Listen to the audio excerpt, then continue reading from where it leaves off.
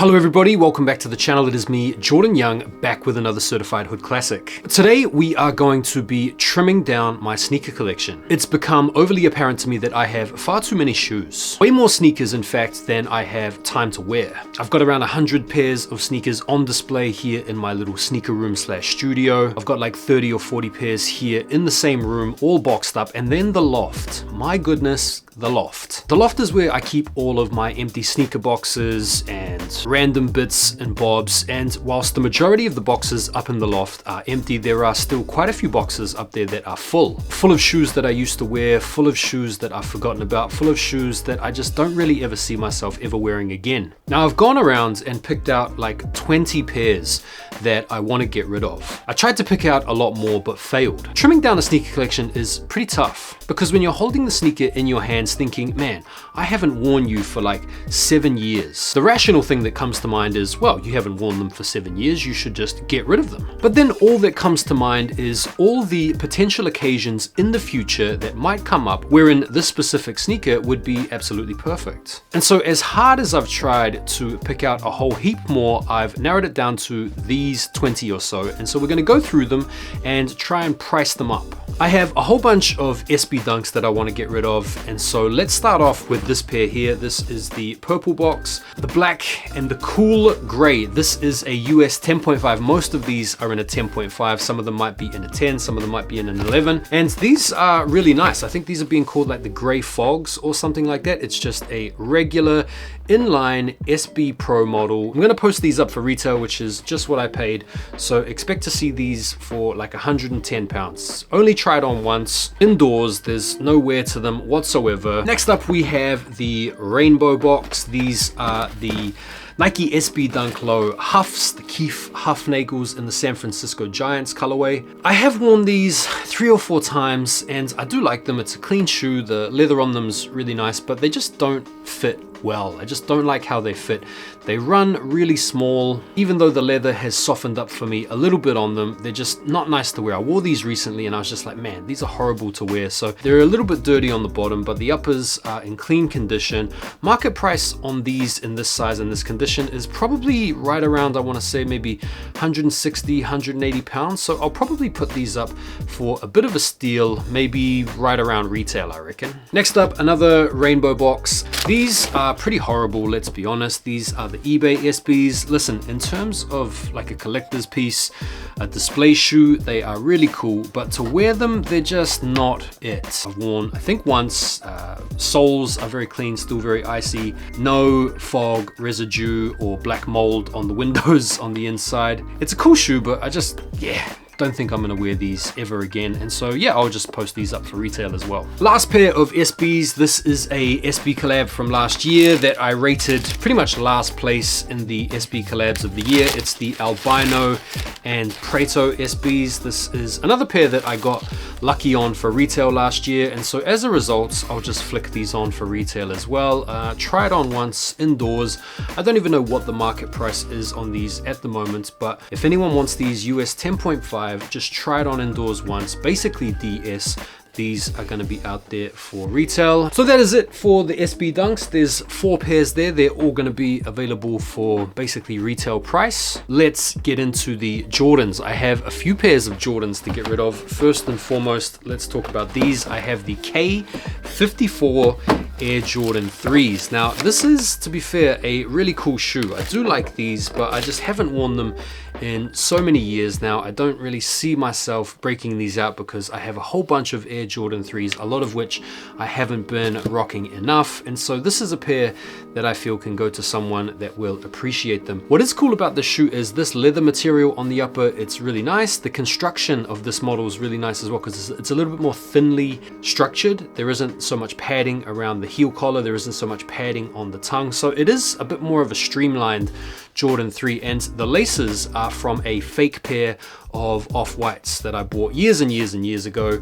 Mistakenly, don't get it twisted. I got scammed for some off-whites. In terms of the market on these, I don't know, man. I feel like a lot of people out there are trying to tax on these types of pairs, but I'm probably going to price these pretty competitively. I want to say right around 120 pounds, something like that. Nothing crazy, which is well under retail, even the retail price I paid back in 2018. Next pair of Jordan 3s we have are the Dark Iris 3s. This is another pair that is a US 10.5. Tried on indoors, so there's barely anywhere, just literally tried on. They could pass as DS, and so yeah, I don't really see myself wearing these, to be honest. I'm gonna get rid of these at retail price, so whatever that was, 180 quid or something like that is what these are gonna go for. Just pretty much what I paid. Next pair of Jordan 3s, we have the Tinker Hatfields. This is another shoe in a US 10.5. It kind of has the fire red type color blocking, and it has the swoosh on the side. Look, it's a nice shoe. I do think the swoosh sort of works on the Jordan 3, but again, it's just another one of those shoes that I haven't worn in so many years. I can't really see myself breaking them out in favor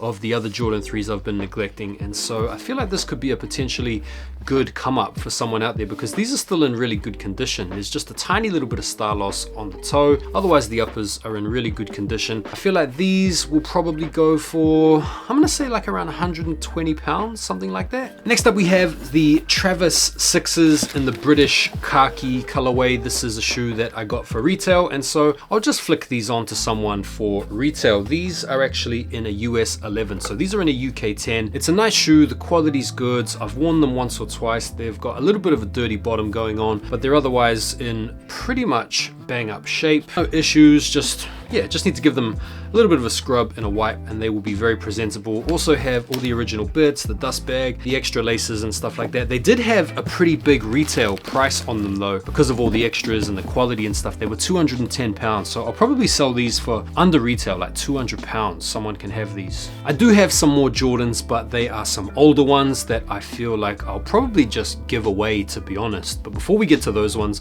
I've got one or two little sneaky ones. This is a pair of PG3s. These are the NASA PG3s, and honestly, if these were half a size or a full size bigger, I would keep them, because they're just such an exciting shoe, such a cool basketball shoe. I feel like this is low-key one of Paul George's best ever signature models, let alone signature colorways. The NASA details go hard on the heel, on the tongue. They've got these little details including some writing around the bottom of the midsole. The colors vibrant, exciting. It's a cool shoe. I'll probably take something like, I don't know, man, I'll probably throw these out there for like a crazy steal or something like, I don't know, 80 pounds or something like that. The Tom Sexual Harassments, the GPS shoes. Now, I know the dust has kind of settled on all the Tom Sack stuff, and we're probably ready to move on. I'm sure he's probably more willing than anyone else to move on. But you know what? As cool as the shoe is, I just don't really see myself wearing it, because I've got so many other running shoes and casual shoes that I would favor. And so these can go to someone for an absolute steal.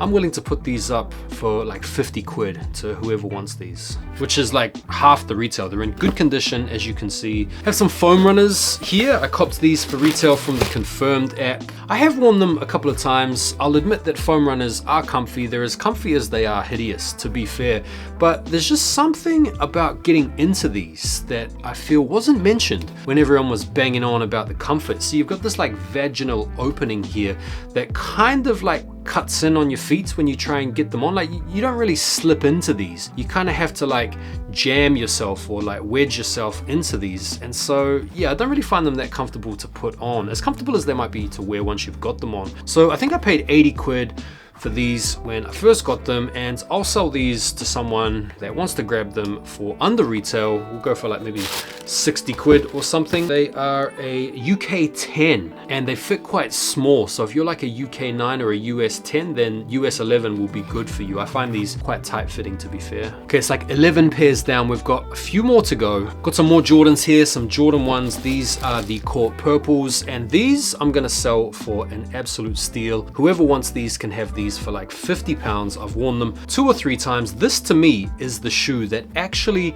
started what I want to call the downfall of the Jordan 1. These came out on the 10th of June 2021, and you remember that 2021 was like peak Jordan 1 hype. And so to celebrate the shoe that effectively killed off the hype of the Jordan 1, let's get these out to one of you guys for an absolute steal, 50 quid. Another cheeky steal for someone here, the Air Flight 89s. I've worn this shoe quite a few times. I've made a few videos featuring these as well. I do think it is a really nice shoe. This is the 2010 metallic red pair, and these are actually in a UK 10 or a US 11. OG box and everything. 90 quid was the original price back in 2010, and I'll flick these off to someone for like 40 pounds. Right, so I have a couple of pairs here that I'm actually willing to just give away. I'd like to give these pairs away to someone that is in the business of restoration or bringing sneakers back, because both of these pairs need a little bit of love and TLC. And the first pair is a bit of a banger. It's the Forest Green 14s. This is another older Jordan retro. It's from 2005. You can